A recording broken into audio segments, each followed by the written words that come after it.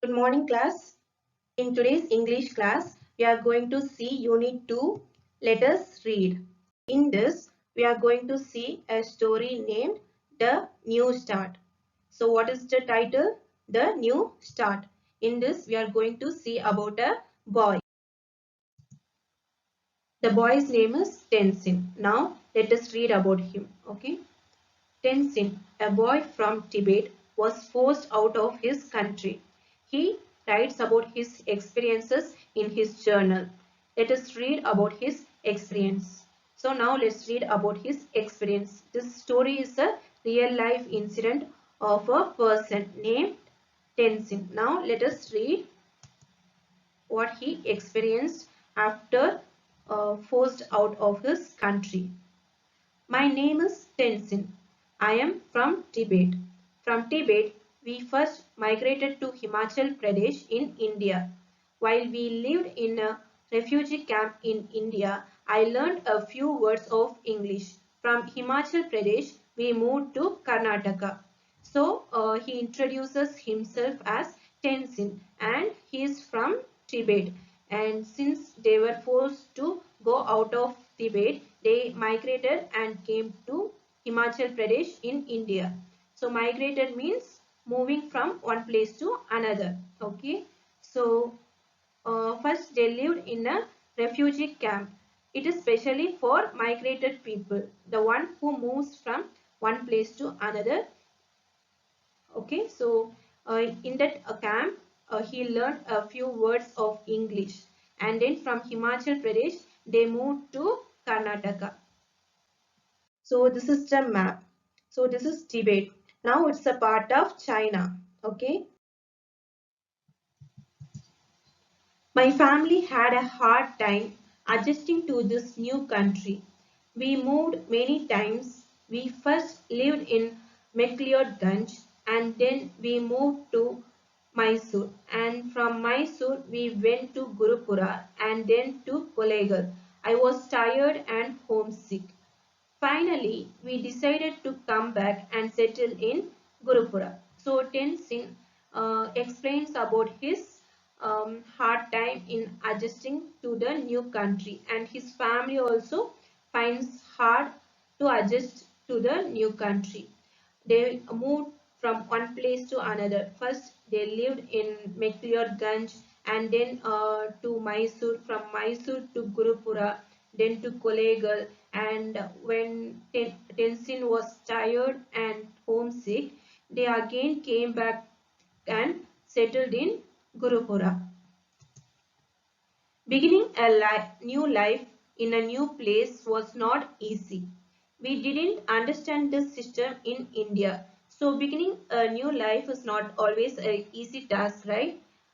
To learn everything from the base, and they have to adjust to the new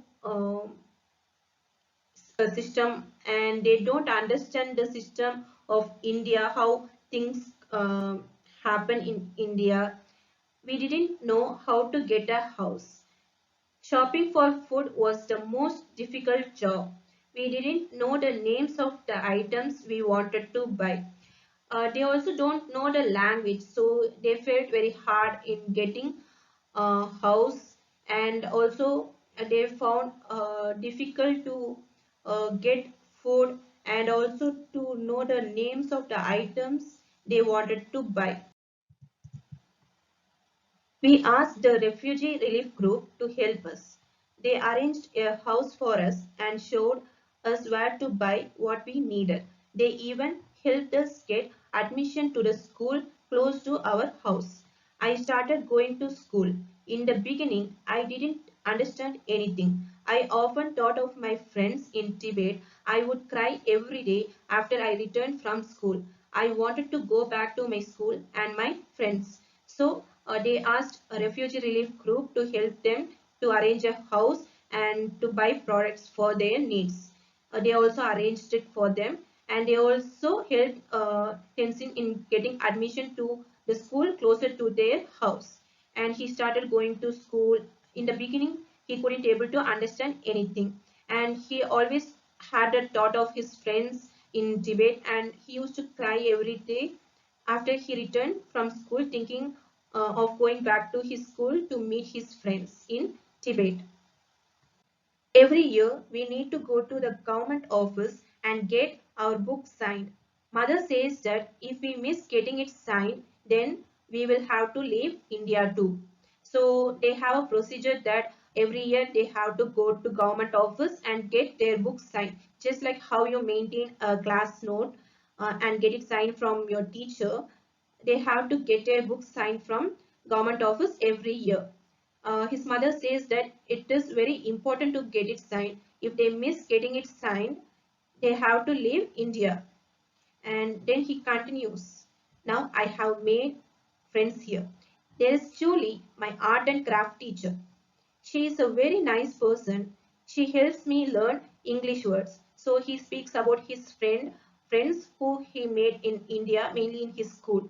He speaks about his art and craft teacher Julie, who is a very nice person, and she helps him in learning English words.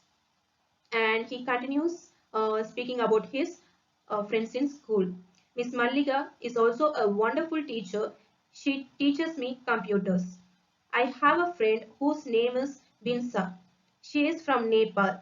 She didn't know English either when she came here. Now we learn and practice English together. There is Nimmi who fights with everyone who teases us. And I must not forget to mention Charles who taught me how to play baseball. So he speaks about his friends. First, he speaks about Julie, and then Miss Malika, who's a wonderful teacher who teaches him computer, and he lists his friends like Pinsa. She's from Nepal, and she's also like him who doesn't know English, and they both learn and practice English together. He then speaks about Nimmi, who fights with everyone when they teases them. And he also mentions about Charles, who taught him how to play baseball. I often wonder how would it be if I had lived in the same place all my life? I miss my home in Tibet, but that doesn't mean that I'm not grateful to India, its people and the government. While many people are my friends, there are still many who looks at us as though we were aliens. Sometimes I want to tell them that we are humans too. We live on earth too, just a different part of earth. So in this paragraph, what does Tenzin say? He always wonder how it will be when he lives in a same place. He says about his home. He says he misses his home in Tibet, and he also says that he is grateful to India and its people and the government because they gave place and they helped each other, right? So he is grateful to India. While many people are my friends, he says that in India he has many friends, and some people look at them as an alien, and he wants to tell them that they are also humans and they live just in a different part of earth.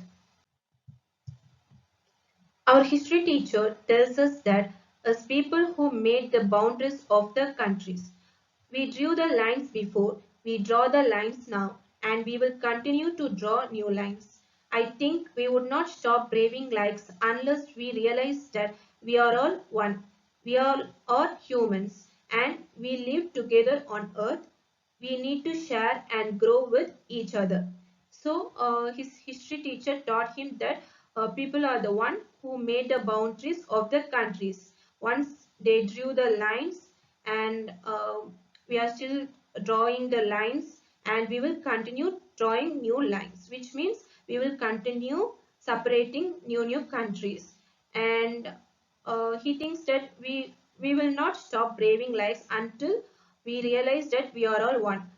He wants us to realize that we are all one and we are all humans and we live together on earth, and we have to share and grow with each other, but we should not split up with each other. Now that I think of this, I wonder if we did not have the boundaries, will we need weapons? Will we need protection from our own people? Does an eagle ever need to be saved from another eagle? Then why do people have to be saved from other people? So he asks questions. Why do we need boundaries? Why do we need weapons? Why do we need to protect ourselves from our own people when an eagle doesn't save itself from another eagle? Why do people have to save themselves from other people? He simply asks. Birds don't fight with each other. They are together. So why do people have to fight with each other and have to be saved from other people? I want to help people realize that we are all one and that it is up to us to see beyond the boundaries and connect as people. Only then we can fight the real evil of greed and injustice in the world together. So here he wants to help people realize that we are all one and together. It is up to us to see beyond the boundaries and connect as people and not by nation or country. Only then, he says, we can fight the real evils like greed and injustice in the world by holding hands by together. I want to end by saying that I am happy now. My mother says we can be happy anywhere. I enjoy being here. Many people are very nice and helpful. I still remember my friends and my school in Tibet. I want to visit them when I grow up to tell them that we live in a wonderful world, to tell them that the world can be united only by its people. So he wants to say that he is happy now and he recalls his mother's word also that we can be happy anywhere. And he speaks about Indians who are very nice and helpful. He also remembers his friends and his school in Tibet. And when he grows up, he wants to visit them and tell that how wonderful the world it is. And also the world can be united only by its people and not by any other thing. Come, join me on this journey to make this world better. So he calls everyone together for this journey to make the world a better place to live, a safer place, a happier place, a place with no boundaries. So he wants to make the world as a safer, happier, and with no boundaries. So in from this life story of Tenzin, what do we learn? Yes, we have to be together and we have to support and help each other and we should not set any boundaries. That's all for today's class, students. Thank you. Let's meet in the next class.